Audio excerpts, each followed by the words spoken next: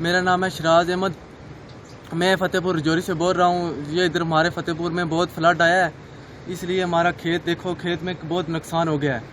इसलिए दाई के मक्की के फसल थे, हमारे आगे कब्रिस्तान है, कब्रिस्तान में बहुत तंगी हो गई है। आगे हमारी ज़मीन है, ज़मीन भी फना हो गई है। हम अब क्या करेंगे? भी नुकसान हो गया, इधर आगे पीछे हमारे गुआंढी को माल भी नुकसान हो गया बहुत। ये हमारे जो आसपास थे उनके मक्की दाई जो भी वो बहुत नुकसान हो गया। इधर चक्की थी वो भी नुकसान हो गई। चक्की कहाँ पे थी? ये इधर आगे जी। तो कितनी ज़मीन है, कितने लोगों की ये ज़मीन है? ये बहुत सारे, कोई 10-15 लोग हैं जिनकी।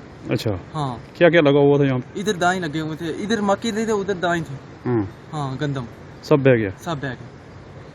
आपको कितने बजे पता चला कि? वो हमको तो हम रात पूरी जागते रहे। हाँ। अच्छा, अब क्या अपील करेंगे आप? हम डीसी साहब से अपील करेंगे कि हमारी को मदद करें। जो हमारा फसल हुआ है, नुकसान हुआ है, जो जो ज़मीन बह गई है, इनसे मदद करें। यहाँ कोई देखने के लिए आया था? नहीं, कोई नहीं आया इधर, कोई नहीं आया देखने के लिए। ना कोई नहीं आया। ये जो फ्लड आया इसमें वो सामने पार वाला मकान गिर गया है, वो सामने वहाँ केड़ से उन्होंने कुछ मकान बचाए हैं, लेकिन पानी कम होने की वजह से बचे नहीं। तो केड़ ना होते तो वो भी गिर, पूरी जमीन खत्म हो। कितने लोग होंगे इसमें नुकसान तो काफी हुआ, माली नुकसान बहुत हुआ है, जानी नुकसान कम हुआ है।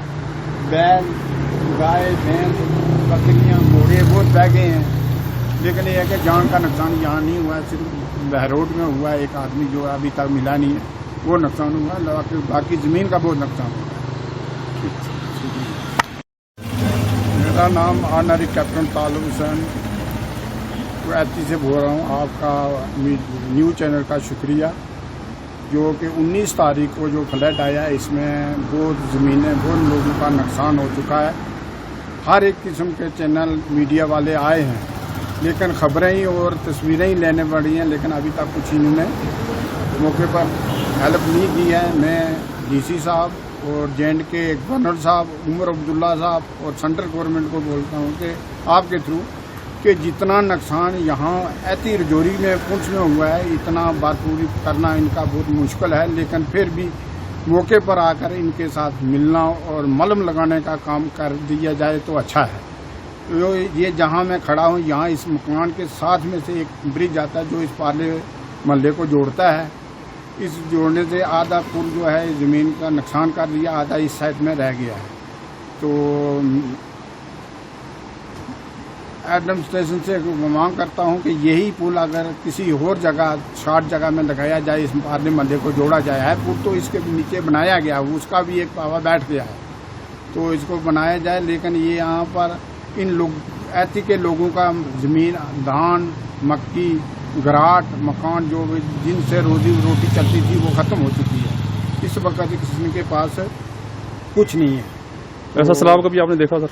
हाँ, ऐसा सैलाब कभी देखा आपने? मैंने इस वक्त मेरी 67-68 साल एज है, लेकिन इससे पहले कभी देखा नहीं है। जो पुराने लोग हैं वो भी बोलते थे इतना नहीं देखा है, लेकिन इस फ्लड ने जो है दुनिया को हैरान कर दिया।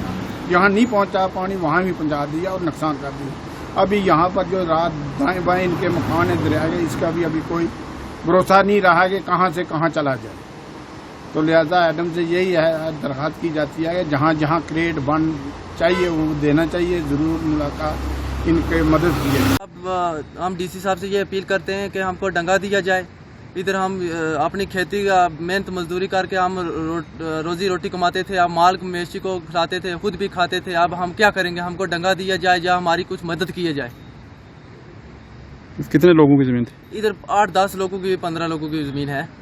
अच्छा, जो जिनकी रोजी रोटी इसी पे चलती थी? हाँ, इसी पे चलती थी। कितने गरीब लोग हैं? और गरीब है, अपनी मेहनत मजदूरी करते थे, और क्या करना।